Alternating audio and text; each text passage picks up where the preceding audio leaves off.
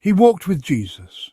He saw the miracles. He swore he would never leave. But when the pressure hit, Peter denied Jesus 3 times, and yet Jesus didn't cancel him. He called him.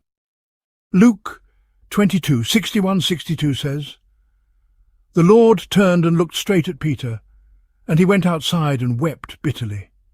Peter had just denied Jesus while he was on trial, and in that moment, eye to eye, shame broke him. But Jesus didn't break up with him. He had a plan to restore him.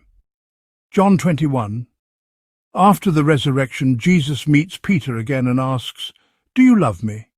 3 times, 1 for every failure. And every time Peter says yes, Jesus replies, "Feed my sheep." He didn't just forgive Peter, he recommissioned him. This is God is great. God is love. We make bold scripture-rooted videos that show how Jesus redeems broken people and still uses them for glory. In Acts 2, that same Peter stood up and preached with fire. He went from denying Christ to leading 3,000 souls into salvation in one day. Failure didn't disqualify him, it humbled him. And that's exactly who God uses. Jesus, thank you for not giving up on people like Peter.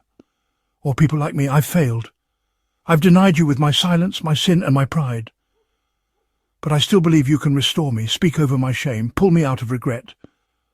Reignite my calling. Use me, even in my weakness. Let my past become a testimony, not a prison. If you use Peter, you can use me. I say yes to grace, yes to purpose, yes to you. In Jesus' name, amen. This is God is great. God is love. If Peter wasn't too far gone, you're not either.